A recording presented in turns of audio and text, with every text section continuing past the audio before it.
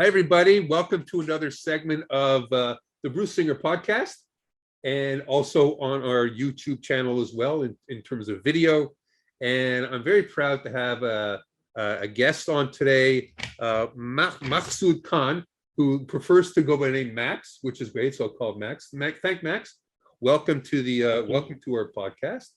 And today we're going to talk about a lot of things, and just a bit about Max. Max is the founder and CEO of the Food Source Outlet, which is a supermarket located in Oshawa, Ontario, Canada. And he's also very unique. He's been a CFO. CFO became entrepreneur. So we have a lot to talk about. You know what I mean? So welcome to the show. Thank you. Thank you for having me on your show. Thank you so much for coming here. And I think we're going to talk about one of the things we spoke earlier. You mentioned your background is food. You worked at Crescent Premium Foods, which was a. So tell us about that. Tell us about your experience. It's Halal. Tell us about your experience at Crescent Foods as a CFO. How did you start? How did you get involved? Actually, back in 2014, this company hired me as a consultant, and oftentimes I was giving advices that can turn around the business, and business was in pretty bad shape. It was almost at the verge of bankruptcy, you can say. So they were not exactly acting upon my advices. So they asked me to come and join the organization in 2017, and I took the charge of the company. It was pretty challenging situation at that time because it was very hard for us to pay off our vendor bills, our salaries and other liabilities. So that was the biggest challenge at my hand at that particular time. So I accepted that because most of our suppliers were not giving us product so that we could sell. Actually, let me give you a little bit background of the company. It was a well-established halal brand in Canada. This company was pioneer, and because the halal market was very limited back in 10 years ago, so there were not a lot of manufacturing facilities because of the small scale industry. So this company was doing contract manufacturing. They were asking other companies to give them excess capacity, and we were asking them to produce halal products for us. So at that time, because we were unable to pay them on time, so they stopped supplying products to us, and this was the greatest challenge in my hand. So I went on a strategy. I called up all my stakeholders, especially my vendors, and I told them that if you do not give me the product, this company is going to go in bankruptcy, and that's going to be a devastating situation for us and also for you, because you will not be able to recover your money. But if you start supplying product to us again, it's a win-win situation, and I'm pretty sure that we will be able to pay your liabilities off by within next 1 or 2 years. So I got them on board, and they started supplying the products, and I started launching that product in the market. And on the other hand, I used different strategies. Number one, just as I eliminated some departments, just as my marketing department, I eliminated that department and I outsourced that to another company. And I saved $100,000 on market sales and marketing, because at that time, right? And similarly, we had an IT department that was taking care of IT issues and websites and all that stuff. So for time being, I eliminated that department too, and I outsourced to an IT company, and I saved a lot of money on that Wow. thing. Similarly, HR, I got rid of HR and I hired another company, HR company, that was giving me all HR services at a very uh, affordable cost. So by that way, I reduced my operational cost drastically. And Wow. at the same time, I reanalyzed every supply chain step, and I figured out that there are so many cost involved that I can eliminate if I go in. I use another strategy. Just as in the past, they were asking the suppliers to supply us maybe a container load of single product, that instead of container load, I asked them to supply different products in small quantities. So that was a constant supply of product without any interruption, and my money was not tied up in inventory. So my strategy was to minimize the stock levels, inventory levels, so Yeah. that I can save some money and I pay off my vendors.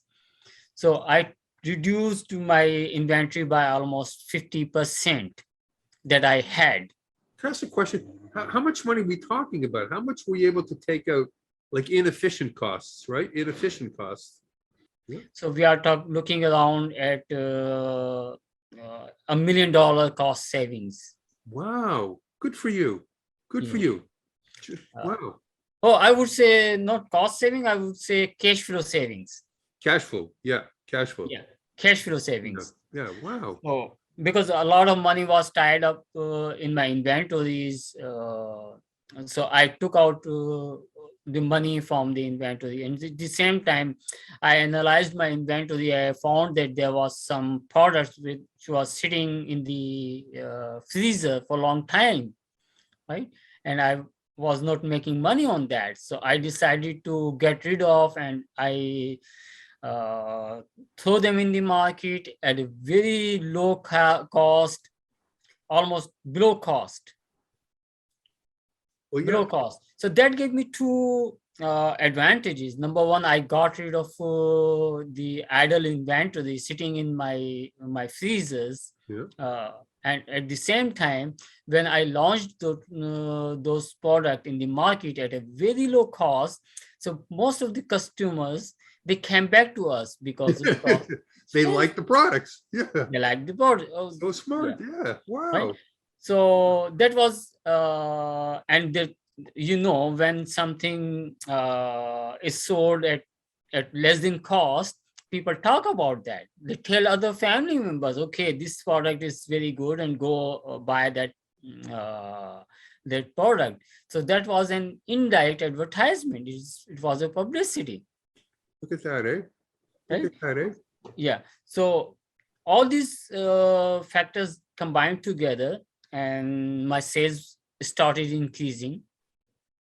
At the same time, no doubt, pioneer Crescent Food was pioneer in uh, developing new products, and all the rest of the industry usually follow it. They bring new products, and the quality is always remarkable. It's very high quality product, so people like it. I have a Uh, question to I have a mm, question, quick question to ask you. I'm curious about something. As mm, CFO of the company, how mm. long did it take you to turn it around? Around 2.5 years, 2.5 years. two and a Wow, half years. wow, wow. And Mm. today it's a Because that thriving, and it's mm, and it thrived after it thrived. Yes, because not only I was paying my current bills, and I was also paying off my previous liabilities, and you can imagine that there was no pay increase for the staff and for last 3 4 5 years. So within 1 year, I increased the salaries of all the employees, and the third year I gave them bonus because Um, I took everybody on board.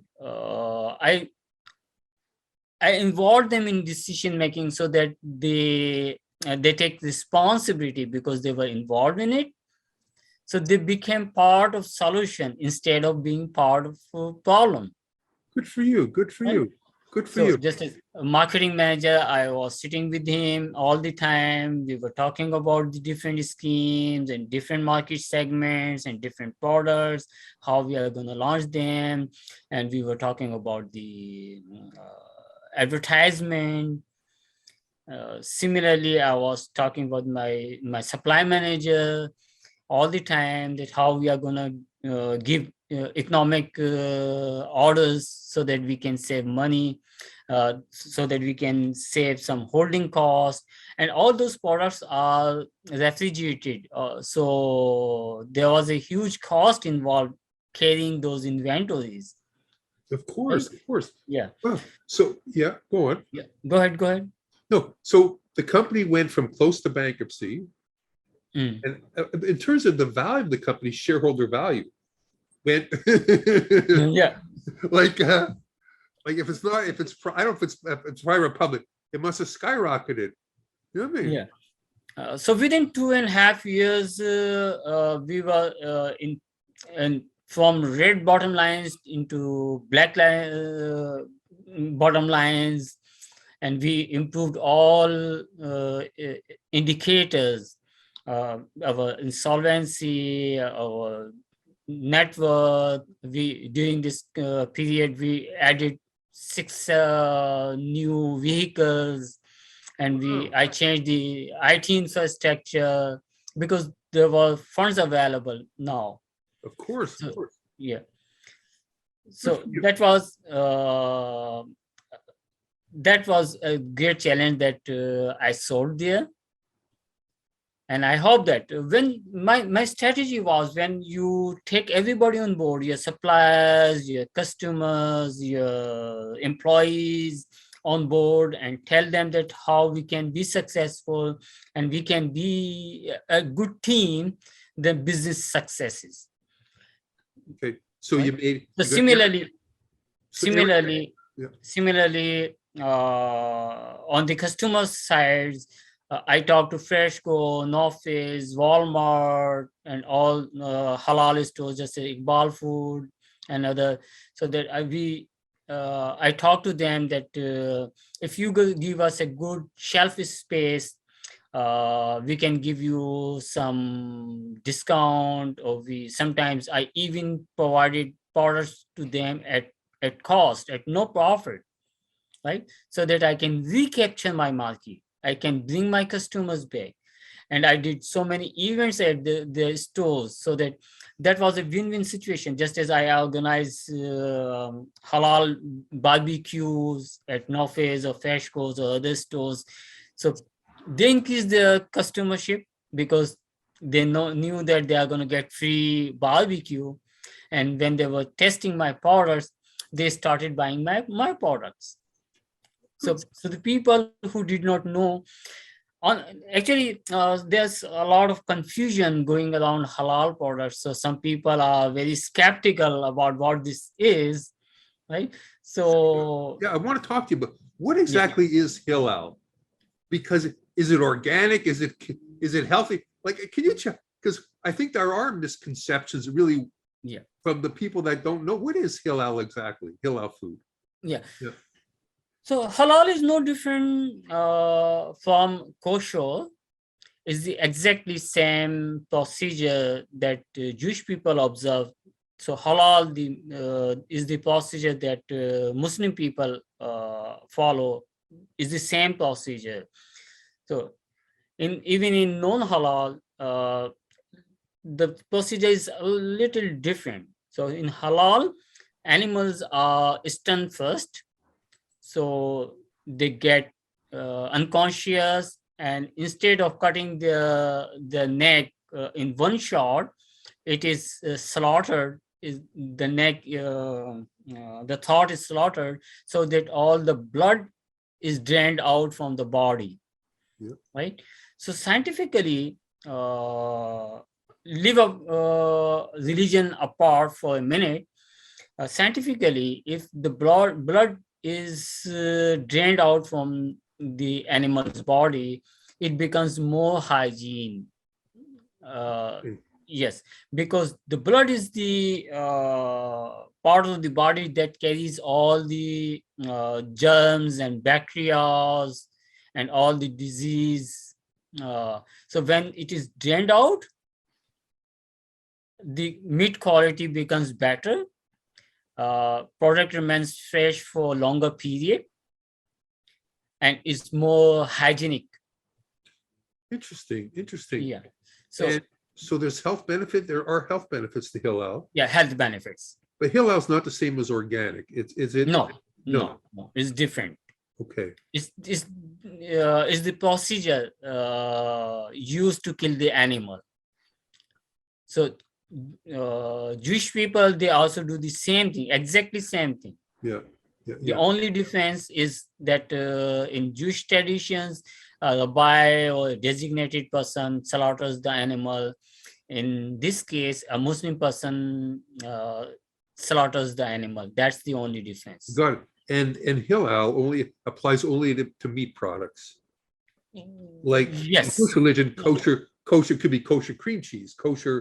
It could be other kosher products too, but halal it applies. No, to meat. same, exactly same. If So- halal can be for other products too. Yeah, Like, because in Muslim tradition, booze is not halal, so you cannot add any liquor. booze Booze. into any other product. Okay. Yeah, Okay. right? I got. Wow. Yeah. Wow. Same, sometimes just as to manufacture cheese, sometimes you have to add some byproducts of haram animals, right? So in halal products, you cannot use those ingredients. I got it. I got Yeah. it.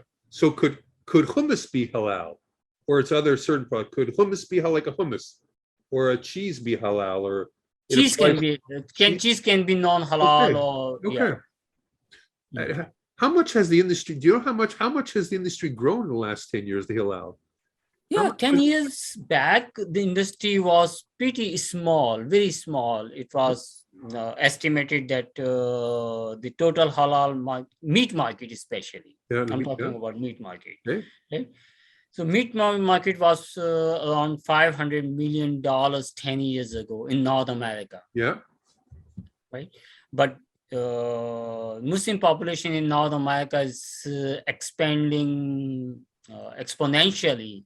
So right now it is estimated that the halal market in North America is around $2 billion. Oh wow, that's like That's 400% huge. or so.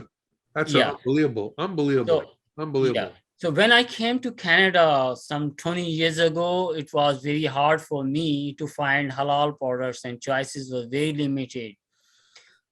There was a few stores that used to sell halal meat, but right now, if you go to any supermarket in North America, especially large big box stores, Freshco, Northwest, Walmart, Sobeys, all those big box stores have a halal section because the demand is increasing so drastically they cannot ignore that market anymore. Unbelievable. That's fabulous. That's fabulous. Hmm. So well, thank you for sharing that. You know what I mean? Thank you for. So what's the lesson learned? If a company, if someone has a food company, a food producing company, and they want to turn it around and make it more profitable, what do they need? What in a summary? Mm. It's cost efficiencies. Is that where you need to look at right away? Is that like there's so many moving parts? Yeah. Actually, what's happening over last 5 years, Yeah. the halal food industry is changing its business model.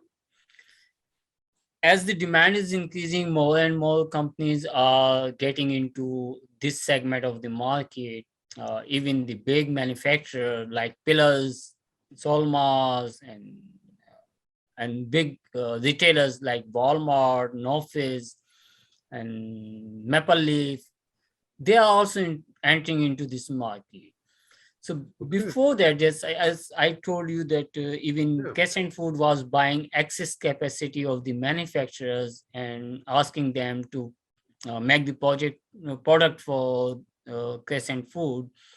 So going forward, this will not be the business model. You cannot survive in the market being a having a contract manufacturer. So right now, this middleman situation will be eliminated from the market because Norfolk is asking, they launch their own product, Sufla, right? And they are reaching out to the manufacturers directly. So let's say if I am asking company X to make product for me, they are topping up 30%, 35% on that. It's coming to me, and I'm doing all the distribution, storing in my freezers, and developing the product, doing marketing. So I'm topping up 30%, 35%. And when I give it to, let's say, to Nofis, they are topping up 30%. So from the start point to the end point, it goes around 100%, cost increase by Wow, wow, wow, 100%. wow, wow, But wow. going forward, this will not be the situation. So the manufacturers are going to the market directly, and similarly, large supermarkets, they are or big box stores, they are going into the manufacturing directly. So they are eliminating the cost by 30, 40%, sometimes 50%. So, Makes sense. what I foresee that the small brand halal brands will have very challenging situation in the future, and it will be very difficult for them to survive because those big companies have economy of scales. They have a lot of resources. But could they do acquisitions with, is that even possible? Like Yes. acquire? Because that's Yes. usually what they do, like the Maple Leafs and the Heinzes to get into the market. Sometimes they'll just, it's much easier just to acquire the company and get the platform to expand with. So that could be an option too, right? That could be Yes, that right. that is recently happening in the market. That's There yeah. were big stores which bought these smaller companies, and all those established brands will be forced to sell out their companies to these manufacturers